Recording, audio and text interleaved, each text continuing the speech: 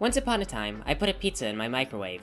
I was hungry, I was gonna eat something for lunch, and then I went in the other room, and I forgot, and then I made myself a sandwich. Then a week later, I went back and I found that pizza in my microwave again, and I realized that I'm descended from a primitive animal that never would have known what to do with a microwave. Sometimes I like to look back on that moment, just to humble myself and really remember where I came from, And also so I don't feel so dumb when I get angry at a cartoon character! Okay, I know, some of you guys out there are really big fans of Trixie, and you say I'm being too hard on her. Some of you guys are saying that I like Celes too much, I'm too lenient, she would be put on trial too. Well, I do like Celes more, in this role, in the way that she's portrayed. I know, I've seen the joke that we should change the series name to Let's Rant on Trixie. But really, Trixie has been undermining some of the most important story elements that were in the original game. For one thing, Trixie currently has no canon personality. She's a villain of the week. So that means that this character could be portrayed in any variety of mannerisms, and yet she still comes off as a condescending bitch. One of our game's main heroes, one of the most influential parts, still obnoxious and mean to everyone, all the time. Just trying to knock us down a peg every single step of the way. We get stabbed in the back, and everything goes to hell, and there Trixie is waiting there to twist the knife with another stupid, horrible comment. Celes did commit war crimes too. I will agree that that happened. And she would probably be put on trial, and she would probably get executed. But at least she was willing to try to pretend to have empathy. It's all about subtlety, really. I mean, let's think about our situation. We are now very suspicious of the Empire, and Trixie is with us yet again. And what does she do? She insults us again. We were suspicious that she was a spy, and the third thing she contributes to the party is another insult. Trixie is on thin ice and has no awareness of the political situation. It's just a lot of different things, and you've got to think about different contributing factors. For example, Gilda runs an empire, but she appears to have no real authority. One of the top generals, Trixie, has no social skills. The other top general, Zecora, has no social skills because she has to rhyme everything. The last one has no social skills because he's Discord and he's crazy. Oh, and Gilda herself has no social skills because she's stupid. So I don't really understand the threat of our enemies or how we're losing, except for the fact that the plot just says we're gonna lose. And that's one of the reasons that I'm angry, because as a player I know I could come up with a smarter solution to these problems. But okay, horses aren't known for their brilliant intellect, so okay, whatever, let's just get back to our game. So coming up is the Floating Islands, which I know is not an easy area to get through. After that, we're going to be given a mandatory party, which is going to include Dash, Trixie, Celestia, and Luna. Luna's okay, Trixie is kinda meh, Celestia also not so good, but Dash, it turns out, is actually a hard hitter. Her weapons options were increased, which has made her about as strong as Apple Bloom.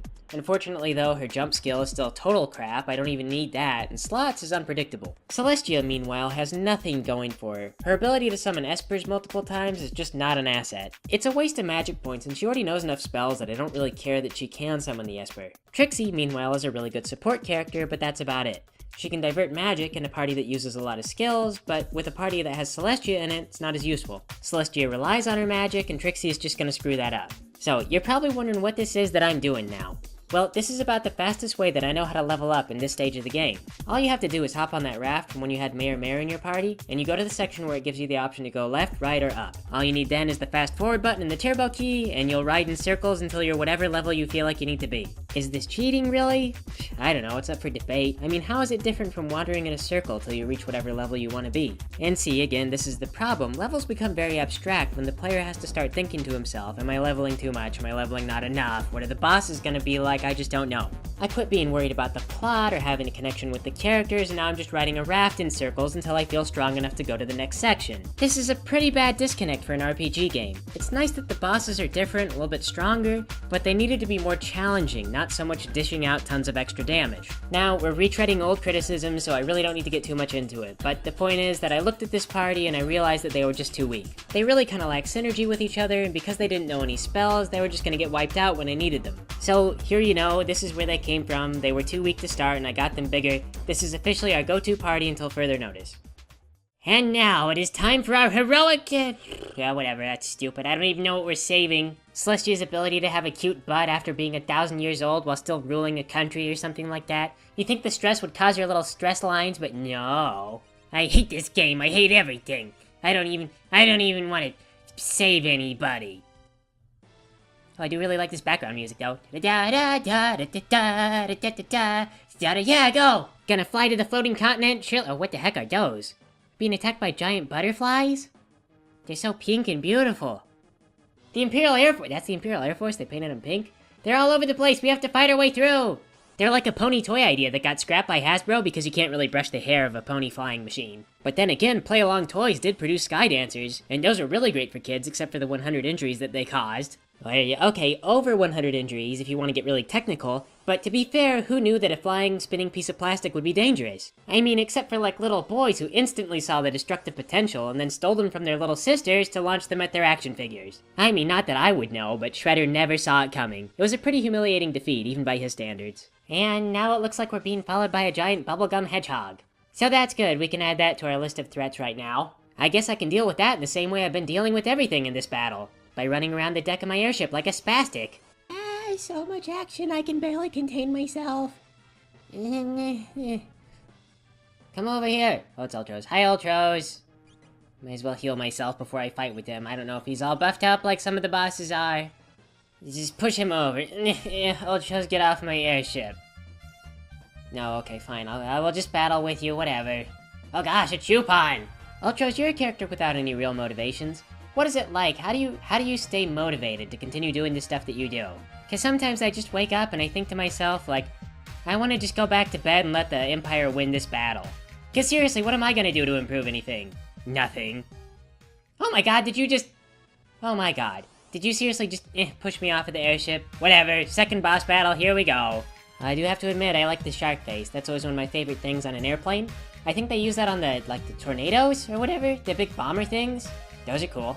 Dash, just utterly crushing butts. I think I might be overleveled. You know, this actually does make sense though, because all three of these characters have wings, so they could potentially, do an air battle. Not that we did. Would be cool though. Celestia'd be like the Faulkner from Ace Combat 5. Pachu laser beam! Trixie could be the base commander, because he's fat and unlikable and they punch him in the face, I think. Gilda and the statues are just ahead. This is the ugliest little island I've ever been on. Almost as ugly as Trixie. Huh? Freaking hate Trixie. Wake up, Fluttershy. This is a horrible demon island. It's not a good place to sleep. Rise and shine. Yes, the dog is okay. Come on, let's go. I can't go with you. Why can you not go with you? We can't just leave you. Okay, there we go. You're in the party. Let's see what you got equipped. Nothing. Good pre-planning there, Fluttershy. Oh well, could be worse. You could be Trixie. Hey, man. What? Oh, come on now. Don't get all defensive. Everyone's always telling you to play with someone else. I don't want to play with someone else. I don't want to... It's okay. Shh. I know. Look, man. Everyone who knows of Trixie hates Trixie. But we all hate Trixie in our own special ways. I don't know if that's right. What? Why? Well, Sithisto is, really well known for liking Trixie. Okay, look, shut up about Sithisto. Let me tell you something. Trixie wakes up every morning, and she looks in the mirror and she says to herself, I hate me. I hate this ugly horse in the mirror. Really? Duh, obviously. I mean, seriously, Trixie has no positive social interactions. What kind of person has no positive social interactions unless they hate everyone, including themselves? Hulk Hogan? It's a rhetorical question. Oh. The point I'm trying to make is that Trixie is a broken bird. Do you get me? No. Okay, look. Suppose that you're in your house and you're running the fireplace, right? Okay. Sounds fun. Okay. And then this little bird falls down from the fireplace, right? Oh, no. It falls right into the fire. Oh, my and God. you think, oh my God, and you run out and you that just is what I scoop the did. bird out and you rush to the faucet. You put the bird under the faucet, you try to soothe the little thing, Yeah. but just nothing works. It's a goner. It's gonna die. What, in my fireplace? Yeah. No. Well, that's where it fell from. That's morbid. Well, there you go. That's why you don't understand people's love for Trixie. But you just said that they hated her. They do. They hate her bad attitude, just like they hate that poor little bird got burned up in your fireplace. I don't understand this metaphor. All you do No, you- is make fun of that little bird and talk down on her for getting burned up in your fireplace, I'm not as though making- it was her fault that she fell into the fire. I am not making fun. I don't even know what to expect from me. You could show a little bit of emotional investment into that bird's well-being. But Trixie calls me stupid and other mean Well, are names. you actually stupid or are you not? No, Because don't Trixie, you cut me off. I'm trying to I am not explain to cutting you you. off. I'm trying to tell you Trixie that Trixie... expresses negative character traits. Yeah, and you're not helping. I'm not helping. You're Why not do I helping. have to care that Trixie You is need into... to be a little bit more Just because she sympathetic to builds a Trixie's bird nest in situation. my freaking... Look, I'm not it is gonna, my okay, freaking listen, I'm not fireplace, going to try and okay? argue with you Like, over just whether or because not... she builds in my fireplace doesn't mean I have to worry about her well-being. You need to calm down. No, I don't. Yes, you do. You need to calm down and let me get a word in edgewise. No. Okay, are you ready? No. You just want to be right. I don't just want to be right. But you should listen to me, because what if I am right? You know, you're gonna be sorry you didn't listen. Well, it's not gonna matter. Why isn't it gonna matter? Because it's a freaking cartoon character. Okay, this has got a slightly broader philosophical implication. Fine, I don't want to argue. You win. Whatever. Oh, come on. But I just... What? Yeah, you don't care. I care. Well, the thing is, I get really invested in my characters, you know? Yeah. Like, I really like Terry Pratchett, because I feel like I can describe all of his characters like they were friends of mine, you know? Like Yeah, he's real Sam good. Vimes and Sybil. Rincewind. And yeah, Rincewind and the Arch-Chancellor and... Those are good characters. you know. Yeah, no, I know what you mean. Well, the thing is, I also just really like, you know, Apple Bloom and Princess Celestia and Rainbow Dash and everything, and just... I feel like everyone's taken a back seat for Trixie. Well, Trixie's just one character. It's not like she's taken over the entire game. No, I don't mean like that. I mean like, you know how she'll insult one of them, she'll call Apple Bloom stupid, and then Apple Bloom just takes it? She doesn't defend herself or anything? Well, It doesn't sound like the characters from the show, does it? I mean, think about that whole episode. They tried to kill Babseed when she bullied them. well, I don't think the writers were actually going to kill a little Philly character. Well, no, but it was implied. You could see it going in that direction. But the point is that the characters still reacted. Okay. They felt badly because they were bullied and tried to do something to stop it. Well, you know, it's possible that maybe Trixie is still going to improve. Oh, Everyone's yeah. saying that she's going to improve later on in the game. People have been saying that, but you know, I just don't think it's true. We're like, what, 10 hours into the game? Look how far we've gotten. Everyone's already been screwed up by Trixie. Like, we look stupid, the Empire looks stupid, she's associated with everyone, she makes us all look bad. Oh, what is the deal with this guy? Oh, this is Atma Weapon, he's Ultima Weapon in this, I guess, translation, I guess? I don't know.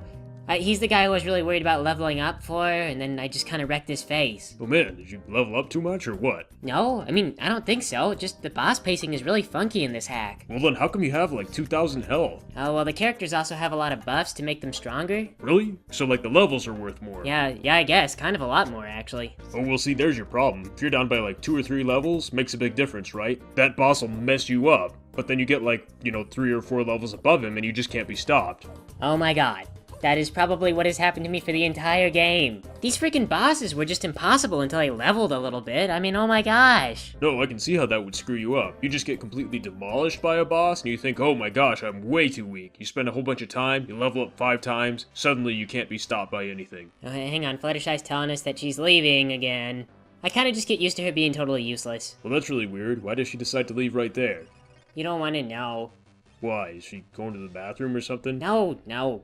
That would be gross. Who are these guys? It's Gilda and Discord, the main villains of the game. Why is Gilda the main villain? I don't know. Well. Oh, are you doing the voices? Can I do one? Okay.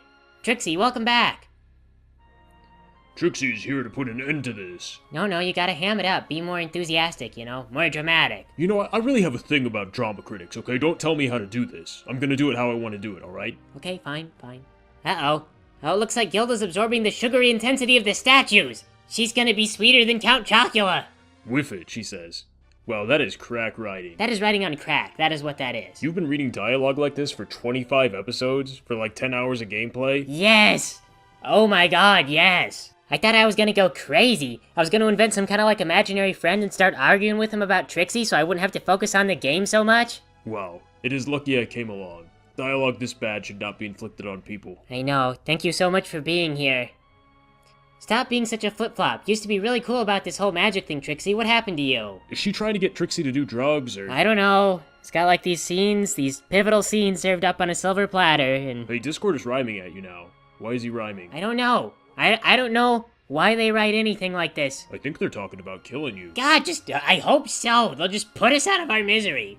Take the sword and run them through, and Gilda and I will rule without you. The meter's way off. It's always way off. See, this is one that's really weird, because you know how Zecora can't rhyme correctly in the show? I can't tell if they're making fun of Zecora's bad meter, or if they're also writing really bad meter on accident. Oh, they call that Poe's Law, when something is so bad that you think it could be maybe a mockery of the thing it's trying to represent. You know what's crazy? When you really get down to the writing of this game, there are a lot of things that could be a mockery of fandom, or just fan interpretations of the characters. Trixie owes you nothing, she says. Oh, and then she stabs Discord. You see, this is what I'm talking about with Trixie. You get all these scenes that are built up specifically to show as turning points for this character, and the dialogue is always written to just make sure that Trixie doesn't change. Well, at least this shows that she's on your team. It doesn't. It kind of implies that Trixie would be stabbing us if we acted like she owed us something. We'll see, but she knows that she does owe you something, though, because you guys have been a lot kinder No. to her. No. You realize that the only thing that we've really done for her is we rescued her from a jail cell once, and aside from that, we've set her up with magicite so that she could learn more magic. If you really want to believe that Trixie's on our side because of some kind of implicit reasoning, then you can. I mean, if you really want. But truthfully, gratitude is not collateral. Well, that's a really cynical take. That's true, with certain kinds of personalities, but with Trixie, she willfully signed up with the Empire. They paid her, they gave her benefits, they elevated her through the ranks, they taught her how to use magic. How is that different from what we did? Well, you guys are the good guys. But we're not the good guys. We resorted to chemical warfare and terrorism. I feel like Trixie's maybe just not siding with Discord and Gilda because she can see that they're rubes with a politically splintered empire. These two are going down sooner or later, one way or the other. It has not been impressed upon me that Gilda had a plan beyond achieving this goal. And you have to think that Trixie is doing what all the Nazi leaders did when they started to see that Germany wasn't gonna win World War II. Hey now, that is really in poor taste to compare this character to a Nazi. Again, I agree that in most circumstances it would be in poor taste to make the Nazi comparison, but this game is specifically designed to have a lot of the undertones and themes. I mean, there's the military fascism, the design of a super race through magic, rounding up all the Espers to systematically kill them. Celes has an evil past too in the original game, but she has a series of redemption events. This is one of the biggest ones and has just been squandered. I mean, she's been raised from a child to work for the Empire, right? She's always been taught that this is the only way to go, the strong defeat the weak. So the Emperor gives her the sword, and he says, kill these weaklings. This whole thing with the statues, this has always been in the cards for you. It is your birthright. Kill these guys and then come up here and join us. If you think about the politics of World War II, this mentality makes a lot of sense, because the German military often tried to kill Hitler, not because they disliked his moral stances, but because he was screwing up the war effort and they wanted to win the war. So Gestahl thinks that's exactly this situation. That's what he's talking to with Celes. He thinks that proof of power is gonna satisfy her, but Celes thinks about it and she says, all this conflict just leads to more conflict. If this is what I was born to do, then I'd rather have never been born. By now she's kind of realized she doesn't really get a thrill from hurting and dominating people. She'd rather sing opera. She kind of likes Locke. She'd maybe want to have kids someday. She's just too much of an ordinary human for all this war goddess bullcrap. So she turns around and she stabs Kefka. Not even to kill him. It's just her burning the bridge. She's sending a clear message. I am your enemy. Just take your stupid goddess powers and kill me with these guys. She takes no pride in her legacy, she sees no value in her own life, and they would kill her, except Kefka goes nuts. Then we get into this scene, where Kefka decides he's gonna abuse the power of the statues to get revenge. Gestahl the Emperor tries to intercede, but Kefka, like everyone else in the Empire, has been taught that strength is right and the strong deserve to win. Unfortunately for the Emperor, Kefka is younger, stronger, and more crazy. The tables get turned, and Gestahl is killed.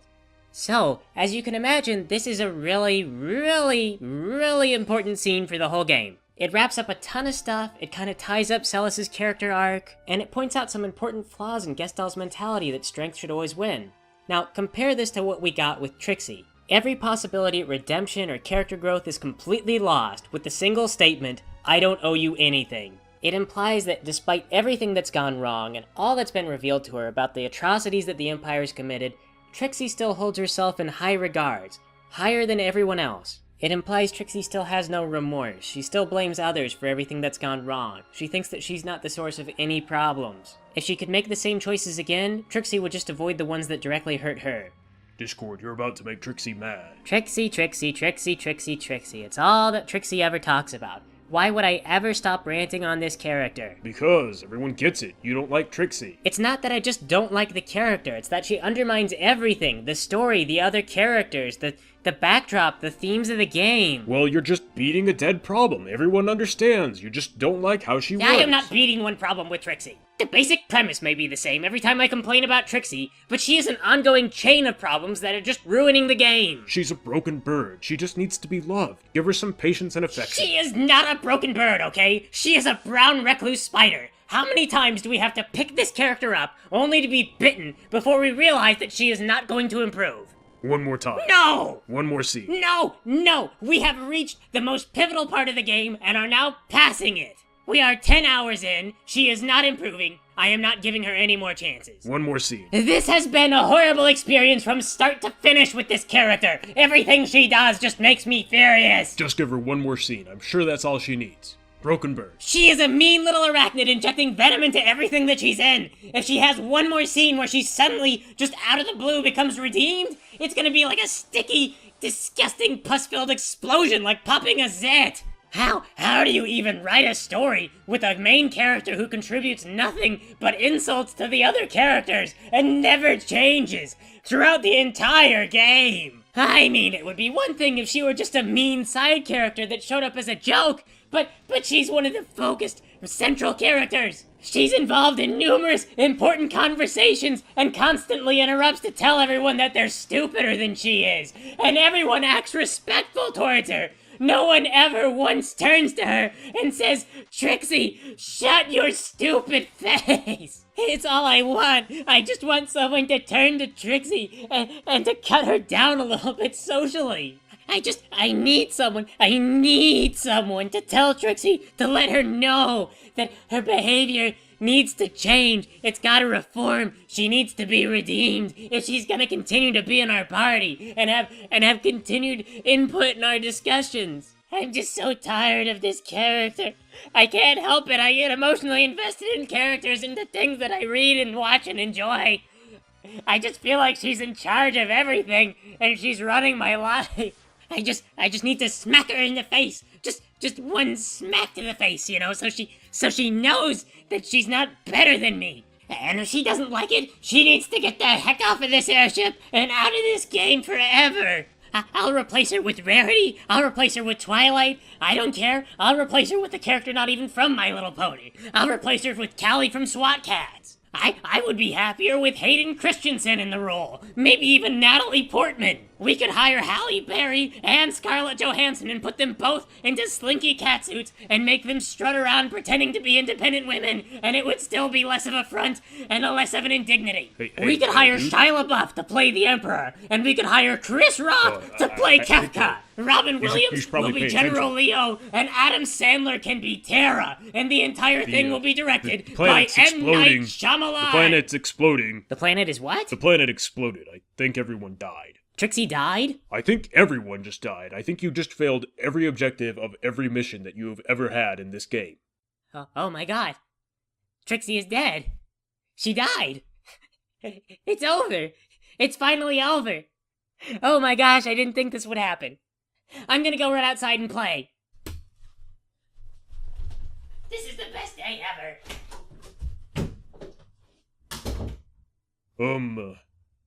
Well, I guess thanks for playing with us, everybody. Sorry about the apocalypse.